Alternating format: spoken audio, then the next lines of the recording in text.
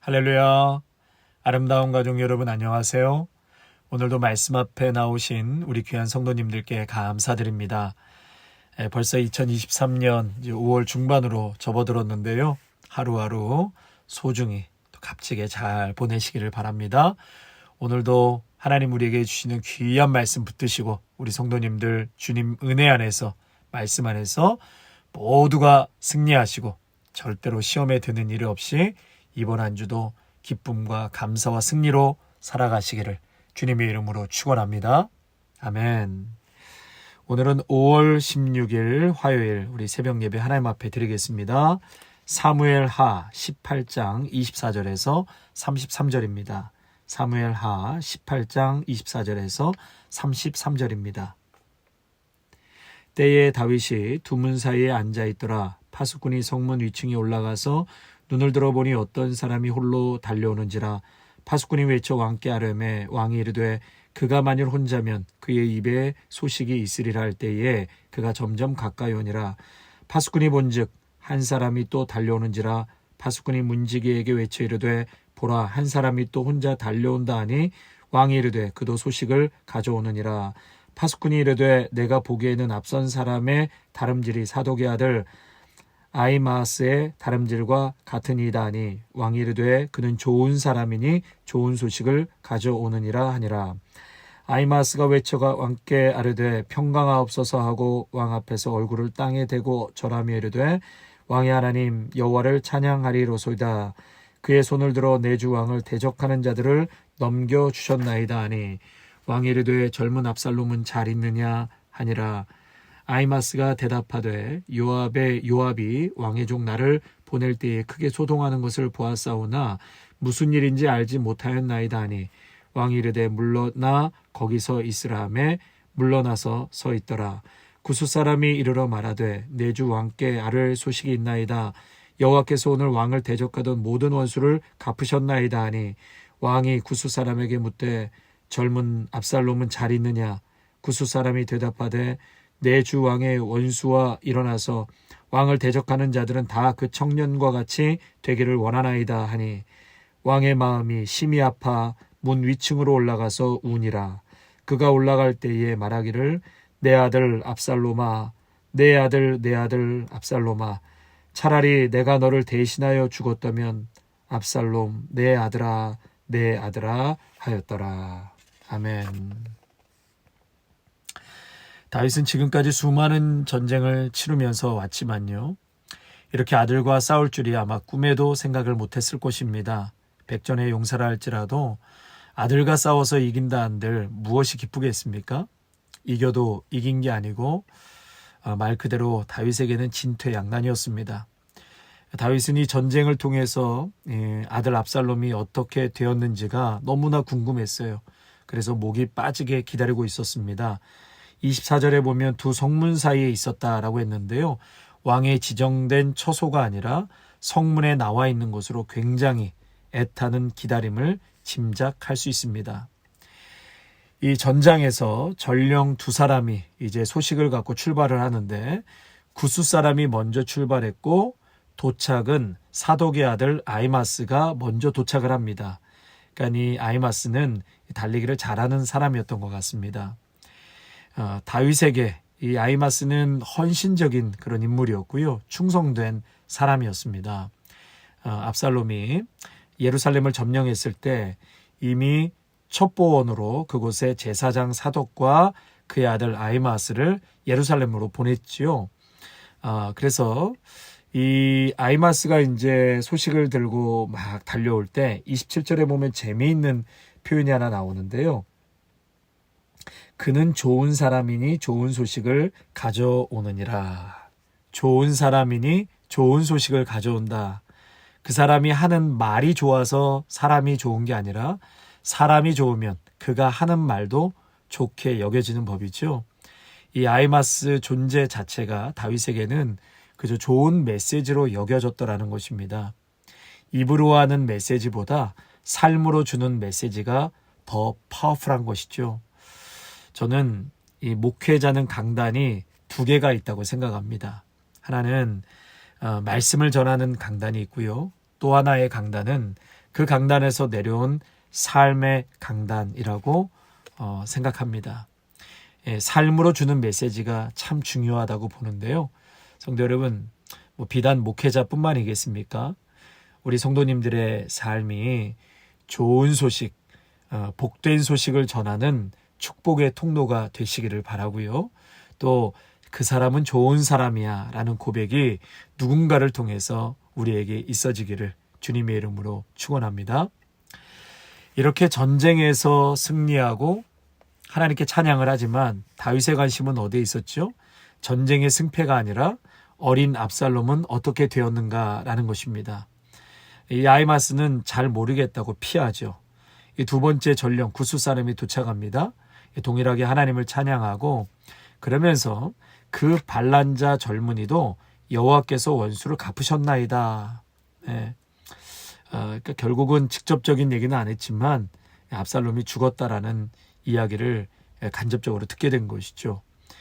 이때 다윗은 다른 어떤 반응도 할 수 없었습니다. 분노하거나 왜 명령을 무시했는가 그렇게 묻지 않았습니다. 이 말씀을 묵상하면서 한번 상상을 해봤습니다. 이 대목에서 구스 사람은 다윗 왕에게 어떤 대답을 기대했을까? 11장 25절의 말씀이 생각나는데요. 여러분 11장 25절에 다윗이 요압에게 그 전령들에게 요압에게 이렇게 전해라 하는 말 중에 하나가 이 일로 걱정하지 말라. 칼은 이 사람이나 저 사람이나 삼키느니라. 걱정하지 말라. 칼은 이 사람이나 저 사람이나 삼키느니라. 아마 이 구스 사람은 이런 말을 듣고 싶지 않았을까요? 여러분 근데 이 말이 어떤 말이죠? 다윗이 우리아의 아내를 빼앗고 살인을 사주했던 그런 사건 후에 요압에게 전달한 말 아니겠습니까? 다윗은 이 자신이 한 말이 부메랑처럼 다가오지는 않았을까 한번 생각해 보았습니다. 다윗은 그 소식을 듣자마자 어떤 반응도 할 수 없었어요. 분노도 또 명령을 왜 무시했는가 묻지도 않았습니다. 마음이 너무 아파서 통곡할 뿐이었습니다. 그리고 오늘 마지막 33절에 보면 3번씩이나 아들의 이름을 부르고 또 5번 내 아들아 내 아들아 외치죠. 아들에 대한 그동안의 외면, 인색함, 무관심, 교만 이러한 고통스러운 반성의 절규가 아닌가 싶습니다. 그동안 다윗은 젊은 압살롬, 청년 압살롬이라고는 불렀지만 아들이라는 말을 하지 않았습니다. 그런데 마지막 33절에 내 아들아 내 아들아 라고 5번을 외치죠. 성도 여러분, 오늘 다윗의 이 절규와 함께 11장 25절을 통해서 자신이 저지른 죄를 마주할 수밖에 없었다는 것을 기억하면서 다시 한번 죄의 무서움을 우리는 꼭 명심해야 합니다. 전쟁에서 다윗은 승리했지만 다윗에게는 승리가 아니었죠. 죄는 승리를 패배로 만드는 것이 죄의 힘인 것입니다. 죄의 무서움이 여기 있고 잔인함과 참혹함이 있다는 것을 여러분 꼭 기억하시길 바랍니다. 그러므로 하나님과 사람 앞에서 정결하게 살아가실 수 있기를 바랍니다. 이렇게 다윗이 평생 리더의 삶이었지만 그럼에도 불구하고 이 아들 하나가 그렇게 소중했던 것이었죠. 33절에 왕의 마음이 심히 아파 문 위층으로 올라가서 우니라. 그가 올라갈 때 말하기를 내 아들 압살롬아 내 아들 압살롬아 차라리 내가 너를 대신해서 죽었더라면 압살롬 내 아들아 내 아들아. 그렇게 난 다윗도 결국은 이 아들 하나가 그렇게 소중했다라는 것을 오늘 33절을 통해서 보게 되는데요. 전쟁에서의 승패는 다윗에게 중요하지 않았습니다. 성도 여러분, 이 5월은 가정의 달 아닙니까? 근데 이 가정의 달 5월이 싫은 분도 아마 계실 것 같습니다. 저희 장인께서는 어린 아들을 먼저 천국으로 보내고 또 경상도 분이시라 이 가족들에게 표현은 잘 안 하셨지만 아마 혼자 일하시면서 얼마나 많이 괴로워하시고 또 우셨는지 모릅니다. 당신이 너무 괴로우니까 그렇게 건강하셨던 분이 식단 관리도 철저하게 하셨던 분이 아들을 잃고 3년 만에 암으로 투병하시고 지금은 하나님의 은혜로 기적같이 살아가고 계십니다. 이 부모의 마음 다 비슷하지 않을까요? 하물며 하나님은 그 소중한 아들을 우리를 위해 기꺼이 내어주셨습니다. 저와 여러분이 누구였죠? 에베소서 2장을 보시면 허물과 죄로 죽었던 너희를 살리셨도다. 허물과 죄로 죽을 뻔했던 자들이 아니라 저와 여러분이 이미 죄로 허물로 죽었던 자들이라는 것이죠. 뿐만 아니라 공중권세 잡은 자, 사탄 마귀를 따랐던 자, 불순종의 아들이었습니다. 본질상 진노의 자녀들이라고 말씀하고 있습니다. 압살롬처럼 이렇게 망가진 죄인이었는데 불순종의 자녀였는데 그런 우리들에게 하나님은 아낌없이 당신의 아들 독생자 예수님을 내어주셨습니다. 아멘. 로마서 5장 8절에 우리가 아직 죄인 되었을 때에 그리스도께서 우리를 위하여 죽으심으로 하나님께서 우리에게 대한 자신의 사랑을 확증하셨느니라. 하나님은 우리 한 사람 잘 되라고 또 잘 크고 행복하라고 죄된 길로 가서는 안 된다고 하나님은 오직 나 하나 잘 되기를 바라는 마음으로 예수님을 보내주셨고 지금도 온 신경을 다 쓰고 계십니다. 하나님의 그 마음을 어떻게 아냐라고 물으신다면 양을 생각하는 목자의 심정이 그렇기 때문입니다. 오늘은 어느 성도님이 기운이 빠지면 안 되는데 말씀이나 예배를 떠나 있지는 않는지 성경은 잘 읽고 계시는지 마음이 좀 힘든 분은 없는지 영적으로 흔들리는 분은 없는지 또 성도들의 삶이 힘을 얻고 또 기도의 응답을 받고 십자가 예수님을 만나면 그것이 그렇게 감사하고 세상 뜰 듯 기쁜 것이죠. 더 나아가 철든 자녀들처럼 여름 냉수와 같이 하나님의 마음을 시원케 해드리는 사람, 복음과 이웃을 위해 이제는 한 걸음 한 걸음 그 사명의 길을 생각하고 한 발짝씩 내디딜 때 참 기쁜 거죠. 그래서 하나님은 이 목자의 마음을 통해서 하나님의 마음을 조금이나마 알게 하시는구나 라는 것을 깨닫게 되는 것이죠. 요즘 자동차는요, 이 오토라인이 있어서요, 라인을 물고 가면 라인에서 혹은 벗어나면 핸들이 자동으로 정중앙으로 차를 잡아줍니다. 저는 운전하면서도 은혜를 받는데요. 이렇게 우리가 곁길로 빠지면 혹은 차선을 물고 가면 신호를 주면서 자동으로 차를 정중앙으로 인도해 주는 것처럼 우리 성령님의 역할이 마치 이런 것입니다. 왜요? 우리 한 사람 한 사람이 그만큼 소중하기 때문에 그렇죠. 우리 주일날 말씀 나눈 것처럼 예수님께서는 내가 절대로 결코 너희를 고아처럼 버려두지 않을 것이다 라고 말씀하셨습니다. 아비 어미 없는 자식처럼 키우지 않을 것이다. 이것이 예수님이 제자들에게 해주신 미래에 대한 약속이요, 우리에게는 이미 성취된 약속입니다. 우리 성도님들 자녀 하나이 키우시면서 그 마음이 어떠셨죠? 너무나 소중하시죠? 제가 최근에 이 영화 허삼관이라는 영화를 봤는데요. 허삼관. 너무 감동적이었습니다. 여러분 꼭 한번 보셨으면 좋겠는데요. 제가 스포일러가 되면 안 되니까 이 자식을 향한 아버지의 부정이 대단하더라고요. 이 허삼관이라는 영화 한번 꼭 보셨으면 좋겠습니다.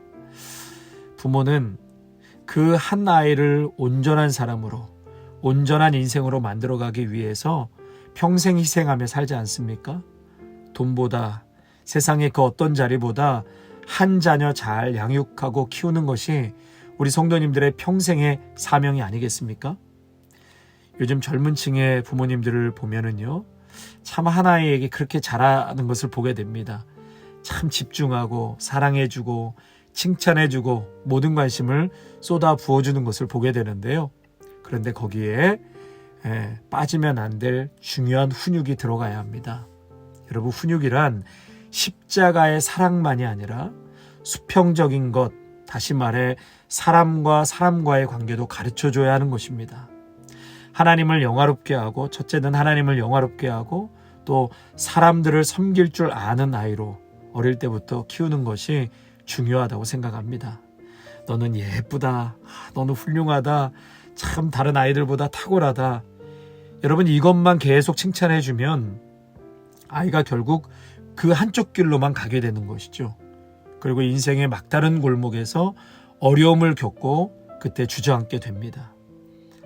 오늘 성경에 나오는 이 아이마스, 그 사람이 오는 것을 모든 사람이 참 반가워하고 축복이 되는 것을 보지 않습니까? 그 사람은 좋은 사람이니 좋은 소식을 가지고 올 것이다. 우리의 자녀들을 화려하고 외모에 신경을 쓰고 높은 자리에 세우기만 바라는 것이 아니라 압살롬의 인생이 아닌 이 아히마아스의 인생이 되는 것이 축복인 줄로 믿습니다. 우리의 자녀들을 여러분 주님의 손에 의탁하시기 바랍니다.